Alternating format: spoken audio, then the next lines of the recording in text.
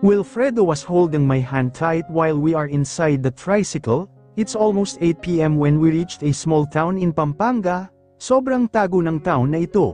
Mahihirapan ang parents namin na hanapin kami kasi feeling ko, di ito papasok sa options nila kapag hahanapin nila kami. Ang galing talaga ni Wilfredo sa mga ganitong bagay. Ito ang lugar kung saan sisimulan namin ang aming malayang buhay bilang mag-asawa.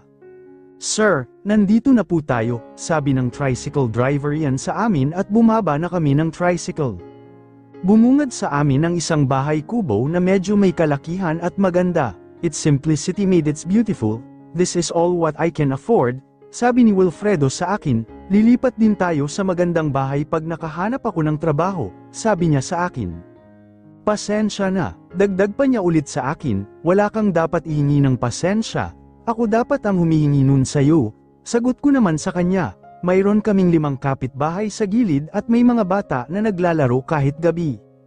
Hindi alam ng parents mo na nagpakasal ka ng palihim sa isang disgrasyada, pagkatapos napilitan kang kunin ang ipon mo para lang may pang-upa tayo at pang-start over, dagdag ko pa sa kanya.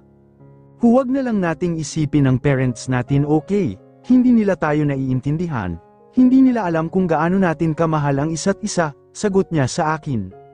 Sira, mahina ko siyang binatukan, masyado na kasi siyang nagiging corny sa harap ko ngayon. Ipasok na lang kaya natin itong mga gamit, sabi ko na lang sa kanya at pinasok na niya ang iilang bag na meron kami. Matapos naming mag-ayos ng kunti sa bahay kung saan kami titira ay napagpasyahan na ni Wilfredo na magpahinga na raw ako. Ang sabi niya mauna na ako kasi dapat daw complete rest kami ng baby ko. Natuwa naman ako nang marinig ko yun sa kanya. Good night, sabi ko sa kanya at sa kanya ako kinumutan. I love you Wilfredo, bulong ko sa kanya at mas napangiti siya. I love you too, bulong niya pabalik sa akin at hinawakan niya ang aking kamay. Ang pagtakas ay kasama mo ang pinakamagandang bagay na nagawa ko sa buhay ko, dagdag niyang bulong sa akin at hinalikan niya ang ulo ko. Salamat, sagot ko sa kanya at ipinikit ko na ang aking mga mata at saka ako tuluyang nakatulog.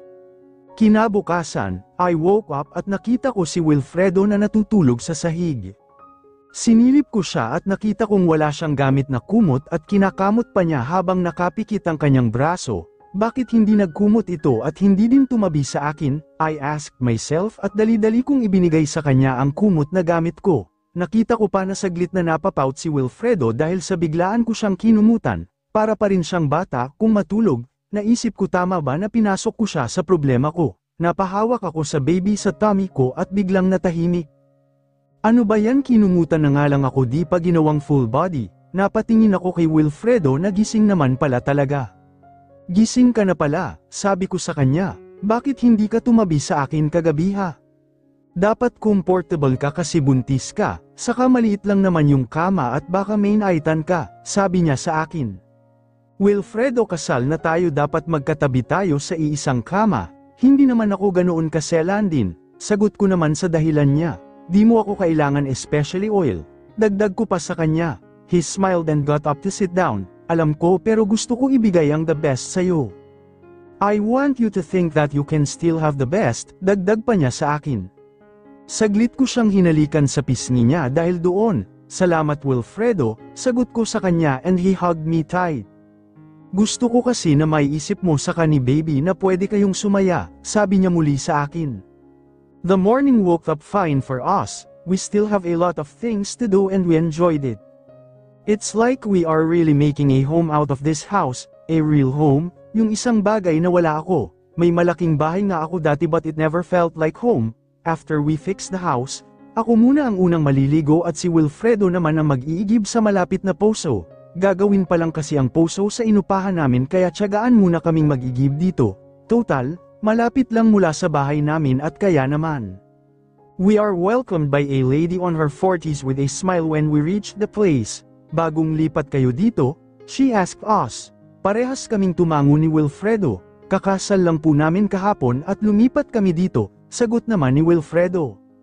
Bagong kasal, ang babata nyo pa ha? Legal na ba kayo? Tanong niya sa akin. Opo, legal na kami, sagot naman ni Wilfredo at saka ako inakbayan, buntis nga po asawa ko dagdag pa niya. Naku maganda yan, may bagong bata na naman kaming mapaglilibangan dito pag nagkataon, ay ako nga pala si Talia. Manang Talia na lang itawag mo sa akin, pagpapakilala nito sa akin at inilahad ang kanyang kamay. Ako nga po pala si Florencia at si Wilfredo naman po ang asawa ko, sabi ko sa matanda. Bigla namang napangiwi si Wilfredo na para bang kinikilig kaya naman nagtaka ako. Kinagagalak kung makilala kayong dalawa, ay kung may kailangan kayo huwag kayong matakot na humingi ng tulong sa kahit na sino dito, ha? Opo naman po, sagot ko sa kanila at saka na umalis ang matanda dala ang isang timbang tubig, binaling ko naman na ang tingin ko kay Wilfredo. Anong nangyayari sa'yo? Tanong ko sa kanya, kinikilig ako Florencia, tinawag mo akong asawa. Yes, sabi niya sa akin, natawa ako sa kanya dahil doon. Luko-luko, magigib ka na nga lang dahil nangangamoy na ako, sagot ko sa kanya at saka siya nag-igib sa Pampang well. The following weeks had been productive for us. Naiiwan ako sa bahay to learn cooking and other stuffs while Wilfredo is out to find some work. Nauubos na kasi ang ipon niya and unfortunately his card was already down. Nag-volunteer ako na tumulong pero inayawan niya. Baka daw kasi may mangyari sa amin ng baby ko. Naiintindihan ko naman si Wilfredo kaya I decided to be the best housewife he can have tulad ng may dinner at clothes na siya na nakahanda pag uwi niya. Or bibigyan ko siya ng head massage. Simple ways ika nga. Soon nakahanap si Wilfredo ng work sa isang factory malapit dito. It's not really a factory, parang pagawaan ng daing ata yun pero medyo okay naman ang sweldo niya. Lagi siyang umuuwi na may dalang daing or hindi kaya amoy daing pero dahil sa naglilihi ako, I always find him very yummy in a literal way because of that. I'm home, malakas na saad ni Wilfredo kaya nagmadali akong salubungin siya. As usual may dala siyang daing and he was smiling, halatang pagod siya kaya agad ko siyang niyakap. Grabe alam talaga ng asawa ko kung paano paalay ng pagod ko, sabi niya sa akin at agad niya akong niyakap pabalik. Missed me? Tanong niya sa akin, sobra, ako na-miss mo ba ako? Tanong ko sa kanya. Daing ko lang ata ang na-miss mo sagot niya sa akin. Oo syempre pati ikaw, asawa kita tapos mahal pa kita kaya mamimiss talaga kita, sagot ko sa kanya at saka nagpakyut. Sis, binola mo pa ako, sagot niya sa akin, hinalikan ko naman siya sa pisngi dahil doon. Oo na naniniwala na ako, sabi niya sa akin at saka niya inilapag ang mga daing sa lamesa, tapos nagluto na ako ng ilang piraso bilang hapunan namin. Florencia, ako na lang ang gagawa niyan, sabi sa akin ni Wilfredo habang naglalaba ako. Saturday was his rest and I don't want him to work, he's been working a lot this week. I'm okay, magpahinga ka na lang dyan, I assured him. Hindi, ako na lang ang tatapos niyan, sagot niya sa akin. Wilfredo, magpahinga ka na lang, pagpupumilit ko sa kanya. Paano ako magpapahinga kung nag-aalala ako sa mga ginagawa mo kasi baka mapaano ka? Ganito na lang, let's do it together, question niya sa akin and he kissed my cheeks. Ngumiti ako sa kanya at wala rin akong nagawa kundi ang pumayag sa gusto niya. Fine, let's do it together, para enjoy rin tayo, I told him at sabay kaming naglaba. We talked about our lives together, future plans and such. Hindi naman mahirap ang buhay namin kahit na medyo kapos kami. Why? Because what we have is a real home, hindi lang siya basta bahay, and we are happy about it. Para sa akin, perpekto ang buhay natin ngayon. Wait, pigain mong mabuti para mamaya di ka na magpipiga, sabi ni Wilfredo sa akin. Oo alam ko, ikaw ayusin mo paglalaba mo amoy daing pa rin sagot ko naman sa kanya at nagtawanan kaming dalawa. Joselito, napalingon kami nang marinig namin ang isang pamilyar na boses na napatingin ako at nakita ko ang kanyang mga magulang, kasama ang aking mga magulang at si Joselito kasama ang kanyang ama. Anong ginagawa nila dito, Mom? Sabi ni Wilfredo at agad siyang tumayo. Anong ginagawa mo dito? How dare you ask that when you decided to marry that girl who is pregnant with other man? Sigaw ng mama niya sa kanya sabay tingin sa akin. Ma, don't you dare talk like that to Florencia, suway ni Wilfredo sa kanya. Aba, nawalan ka na rin ng galang, pasinghal na suway ng mama niya at mas lalo niya akong sinungitan ng tingin. Tita, mahal po namin ni Wilfredo ang isa't isa, hayaan niyo na lang po kami, sabi ko sa kanya. Kaya nga pinili mong lokohin ako at tinakasan mo ang anak natin, sagot naman ni Joselito. I know, this guy will never stop. Hindi pa ba sapat sa kanya ang sirain? Is this not enough? Why does he needs to do this? Why? Anong kasinungalingan ang pinagsasabi mo ha? Tanong ko sa kanya. Lumapit siya sa akin at tinangkang hawakan ako pero Wilfredo stopped him. Don't you dare to touch my wife, sagot naman ni Wilfredo sa kanya. She's mine right now, Wilfredo, she's mine, sagot naman ni Joselito at hinawakan ako. Bitawan mo ako, pagpalag ko sa kanya, hindi ako sayo, sigaw ko sa kanya at tumingin ako kay Wilfredo. I begged with my eyes and he tried to get me from Joselito. Wilfredo, tawag ko kay Wilfredo, muli akong kinuha ni Wilfredo at hinagkan para hindi na ako mahawakan ni Joselito. Ma, pa, iwanan niyo na lang kami, masaya na kami ni Florencia, sabi ni Wilfredo. Aba, talaga, mas pinipili mo pa yang babaeng yan? Sigaw ng mama ni Wilfredo. Pinapaangkin lang naman niya sa'yo ang anak niya sa iba, sabi ng nanay ni Wilfredo sa akin. Ma, angal ni Wilfredo. Tama si Violeta baka masakta na ang anak ko. At Florencia sumama ka na sa amin pabalik, at pag-uusapan natin nila Joselito ang dapat gawin sa anak nyo. Siya ang ama ng dinadala mo at may relasyon pa kayong dalawa na dapat ipagpatuloy, sabi ni Daddy sa akin, nagkunot ang noo ko dahil sa mga sinabi ni Dad sa akin. Wala kaming relasyon ni J.K. Joselito at alam niya kung ano ang ginawa niya sa akin. How dare he? Talagang nagawa niyang magsinungaling para lang magantihan ako. Nakita ko siyang nakangisi, he was trying to look, but there a trace of smirk written at his face. Dad, wala kaming relasyon yan, sigaw ko at dinuro ko si Joselito. Alam kong sinasabi mo lang yan para mapagtakpan mo ang panluloko mo sa kanya. Buti nga gusto pa niya na panagutan ka sa kabila nun, sabi naman ng dad ko sa akin. Dad, si Wilfredo ang tatay ng baby ko. Hindi ang demonyong yan, sabi ko sa kanya at humigpit ang hawak ni Wilfredo sa aking kamay, kahit na kailan di yan ang magiging ama ng baby ko. Makapal kang babaeng ka, sigaw ng Tita Violeta at sinugod niya ako at saka sinabutan, para sa kanya ay sinira ko ang buhay ng kanyang anak. Mom, stop it, buntis ang asawa ko, sigaw ni Wilfredo at pinigilan niya ang mommy niya. Umawat na rin si Daddy sa kanya dahil ayaw niyang papihil. Langhiya ka. Hipokrita ka, anong karapatan mong sirain ang buhay ng anak ko? Sigaw niya sa akin. Tita, di ko naman po, di ko na natapos ang paliwanag ko dahil sa muli niyang hinila ang buhok ko. Tama na yan, Violeta, buntis ang anak ko, sigaw ni Daddy at nag-aawatan na sila. Napasigaw ako dahil sa sakit na naramdaman ko. Aalis na tayo, Wilfredo, sigaw ng mama niya at saka pinilit na hilahin ang anak niya palayo sa akin. No mom, yung asawa ko hindi ko siya pwedeng iwan, sigaw ni Wilfredo at pinipilit akong balikan. Pero pati ang daddy niya ay kinuha na rin siya. Wilfredo, wag mo akong iwan, yung baby natin. Tanggal ko nang makaramdam na ako ng sakit sa tiyan ko dahil sa pagtama ko sa puso. Let me go, sigaw ni Wilfredo pero nakita kong pinasok na siya isang itim na sasakyan. Napaiyak na lang ako at tinulungan akong tumayo ni Joselito. Huwag mo akong hawakan, sabi ko sa kanya at pinilit kong maglakad para habulin si Wilfredo. Hindi. Ayoko, masaya na ako ngayon na kasama ko si Wilfredo. He is the person that I love at ayokong mawala itong masayang buhay na dinadanas ko ngayon kasama siya. Anak, dadalhin ka na namin sa hospital, dinudugo ka na. Nag-aalalang saad ni Daddy sa akin at tumingin ako sa hita ko. Tama nga ang Daddy ko na paupo na lang ako. Pero mabuti na salo ako ni Daddy at ang sunod na alam ko na lang, ay dinala nila ako sa hospital. I woke up with the sound of the machine beside. I looked around and I saw no one except Joselito who was busy playing with his PSP. Wilfredo, mahinang tawag ko sa pangalan niya. Hindi niya ako pwedeng iwan ngayon. Nasaan ba siya? He's gone. It seems like masyado palang mama's boy yung lalaking mahal mo.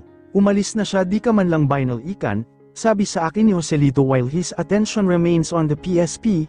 Hinawakan ko ang tiyan ko and my bump is still there. My baby is safe at nakahinga ako ng maluwag when I felt it.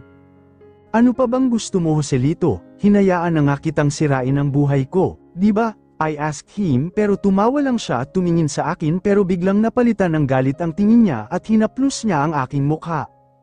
Paano naging sira ang buhay mo? Naging masaya ka nga matapos ng ginawa ko, di ba? Ang ganda pa nga ng tawa mo kanina habang pinapanood namin kayo na maglandian. nasaan yung sira doon? Wala akong nakitang sira dahil nagawa mo pa ring maging masaya, seryoso niyang saad sa akin. Ano bang gusto mo, Joselito? Gabi-gabi na nga akong di pinapatulog ng ginawa mo sa... Sigaw ko when he roughly cupped my face. Anong gusto ko? Simple lang naman ang gusto ko yung mahirapan ka, sagot niya sa akin. Alam mo ba na dahil sa kalandian mo nasisira ang pamilya na meron ako, sagot niya sa akin. Kaya ngayon babawi ako, sisirain ko lahat ng meron sa'yo, dagdag pa niya sa akin at sa kanya pinakawalan ng aking mukha. Napaiyak na lang ako dahil doon, bigla ang pumasok sila daddy at ang dad niya and surprisingly andoon na rin ang mom niya. Bakit siya umiiyak, Joselito? Dad asked him. Gusto daw niyang makasama si Wilfredo. I was telling her to stop because it is hurting me. Pero hindi niya ako pinakinggan. I just want to give our baby a real family, sabi niya sa dad ko and he faked a disappointed tone. Liar, you are a liar, bulong ko at nakita ko ang paglapit ng mama ni Joselito sa akin. Anak, angal ni dad sa akin, how dare you believe that guy? Kung ano-ano ang kasinungalingang sinasabi ng lalaking yan, sigaw ko kay dad, lumapit siya sa akin.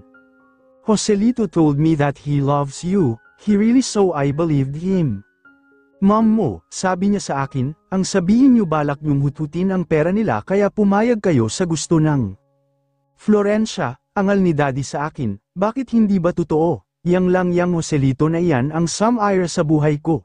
Trages naman sa tingin niyo bakit ako sumama kay Wilfredo at di man lang sinabi na kinasal kami? Ha?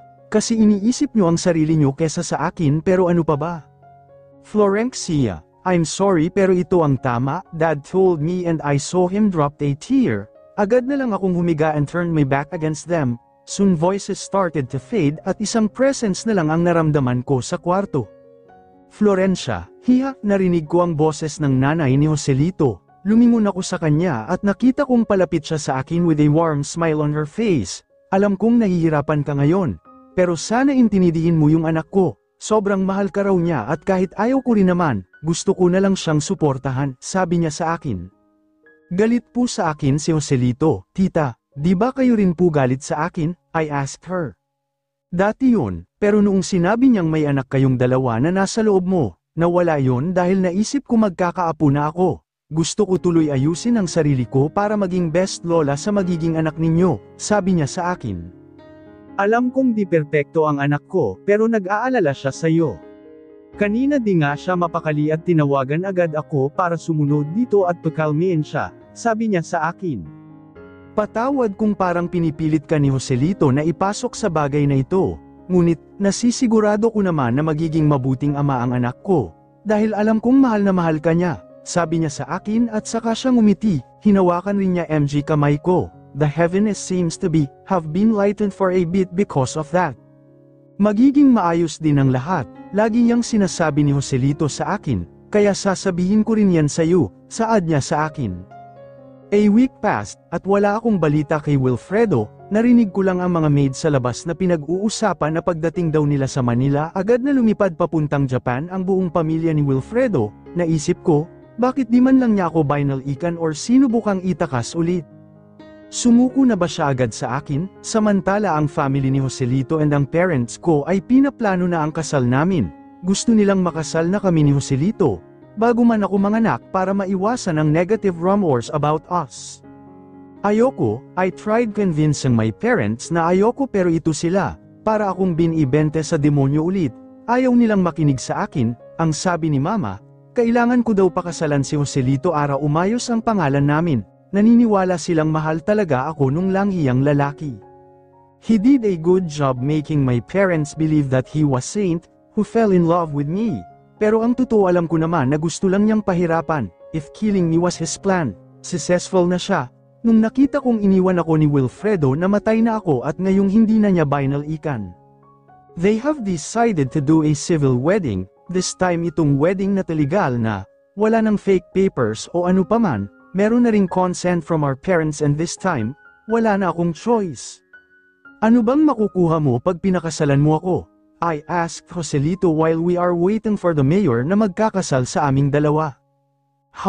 Ano ba? Actually wala nga, ay hindi meron pala. Papahirapan kita tulad ng ginawa ng daddy ko sa mom ko kaya magiging masaya yun for sure, sagot niya sa akin. Alam mo bang bilib na bilib ang nanay mo sa'yo? Akala nga niya mabuting tao ang anak niya. Pero parehas pala sila ng tatay niya na may tinatagong demonyo at sungay, sagot ko sa kanya at saka ako ngumisi sa kanya. Don't you dare compare me to my dad. Sigaw niya sa akin, he held my neck as if he's ready to choke me. Kaming dalawa lang sa kwartong ito kaya walang nakakakita sa amin. I felt the tightness of his grip, ganun din ang pagsikip ng daloy ng hangin sa aking leeg. Joselito di na ako makahinga, bitawan mo na ako, saad ko sa kanya. Binitawan naman niya ako agad, hindi lang yan ang makukuha mo sa akin pag nagtapang-tapangan ka pa, pagbabanta niya sa akin at saka niya ako itinulak ng mahina. Tandaan mo itong sasabihin ko Florencia, hindi langit ang papasukin mo sa kasal na ito, babala niya sa akin. Sino bang nagsabing langit ha? Timang lang ang mag-iisip na pwede makaranas ng langit sa piling mo. Sagot ko sa kanya, maglalakad na sana ako palabas nang pumasok ang mom niya sa kwarto, and with a split second, I just found myself being locked with him forever.